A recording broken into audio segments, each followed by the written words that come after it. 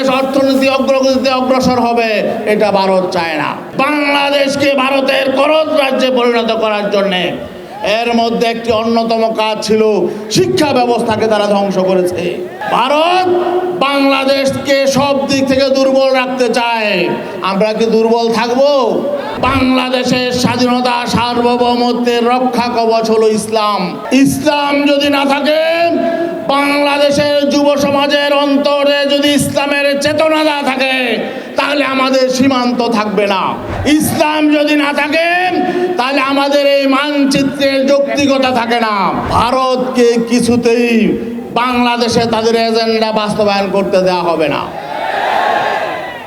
হাসিনার গোটা আমলে আওয়ামী লীগ কোন রাজনৈতিক সংগঠনের ভূমিকা পালন করে নাই। তারা ফ্যাসিবাদ কায়েম করেছে, কর্তৃত্ববাদী শাসন কায়েম করেছে।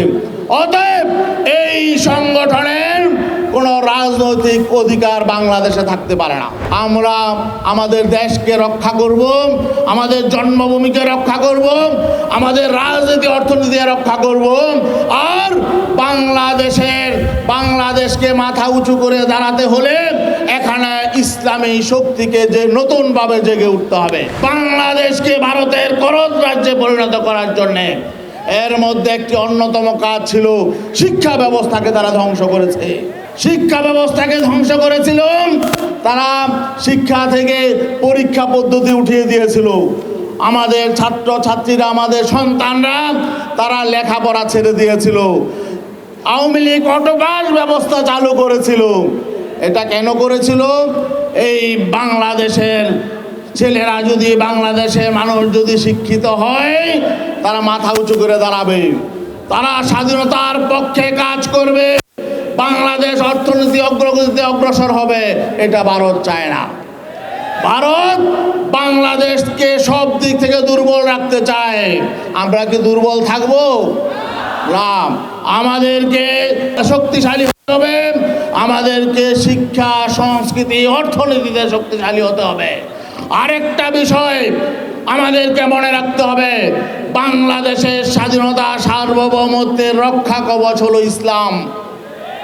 ইসলাম যদি না থাকে, বাংলাদেশের যুব সমাজের অন্তরে যদি ইসলামের চেতনা না থাকে, তাহলে আমাদের সীমান্ত থাকবে না। আমরা বাঙালি, এজন্য আমাদের আলাদা আবাসভূমি, এটা কিন্তু নয়। যদি বাঙালি পরিচয় আমাদের জাতিসত্তার মূল উৎস হতো, তাহলে পশ্চিম বাংলা এবং পূর্ব বাংলা, আসাম, ত্রিপুরা, ওদিকেও কিন্তু বাঙালি আছে কি নাই? তারা কিন্তু ভিন্ন রাষ্ট্রের বাসিন্দা। আমরা কেন আলাদা রাষ্ট্রের? কারণ আমরা এখানে অধিকাংশ মুসলমান। ইসলাম যদি না থাকে, তাহলে আমাদের এই মানচিত্রের যৌক্তিকতা থাকে না। অতএব আমাদেরকে এখানে ইসলাম টিকিয়ে রাখতে হবে। অনেকে বলে যে এখানে ভারতের সাথে আমরা যদি সুসম্পর্ক রাখি তাহলে ভালো চলবো।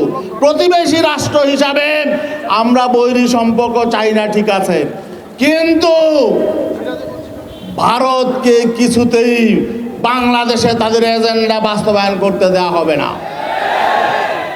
আমাদের শত্রু চিহ্নিত করতে হবে, আমাদের শত্রু মিত্র চিহ্নিত করতে হবে। আওয়ামী লীগ দেশের বন্ধু ছিল না। আওয়ামী লীগ কোনো রাজনৈতিক সংগঠনের নাম নয়, কোনো গণতান্ত্রিক সংগঠনের নাম নয়। 1971 সালের আগে তাদের হয়তো আন্দোলন সংগ্রাম ছিল। 71-এর পরে তারা কোনো গণতান্ত্রিক রাজনৈতিক দল ছিল না, তারা একটি সন্ত্রাসী দলে পরিণত হয়েছে। হাসিনার গোটা আমলে আওয়ামী লীগ কোনো রাজনৈতিক সংগঠনের ভূমিকা পালন করে নাই। তারা ফ্যাসিবাদ কায়েম করেছে, কর্তৃত্ববাদী শাসন কায়েম করেছে। অতএব এই সংগঠনের কোনো রাজনৈতিক অধিকার বাংলাদেশে থাকতে পারে না। যারা আওয়ামী লীগকে পুনর্বাসনের জন্য চেষ্টা করছেন, আপনারা সতর্ক থাকুন। আবার যদি আওয়ামী লীগ আগামী নির্বাচনে পুনর্বাসিত হয়, পরের নির্বাচনে কিন্তু তারা ক্ষমতায় চলে আসবে। আর তারা ক্ষমতায় চলে আসলে বাংলাদেশ গত 15 বছর যে অবস্থা হয়েছে, এর চেয়ে আরো জঘন্য অবস্থা হবে। পুরাপুরি এখানে ভারতের কর্তৃত্ব চলবে। আমরা আমাদের দেশকে রক্ষা করব, আমাদের জন্মভূমিকে রক্ষা করব, আমাদের রাজনীতি অর্থনীতি রক্ষা করব, আর বাংলাদেশকে মাথা উঁচু করে দাঁড়াতে হলে এখানে ইসলামী শক্তিকে যে নতুনভাবে জেগে উঠতে হবে। এজন্য পীর সাহেব চরমনে আহ্বান জানিয়েছেন, বাংলাদেশের সকল ইসলামী শক্তিকে ঐক্যবদ্ধ হওয়ার আহ্বান তিনি জানিয়েছেন। এজন্য আমরা কাজ করে যাচ্ছি।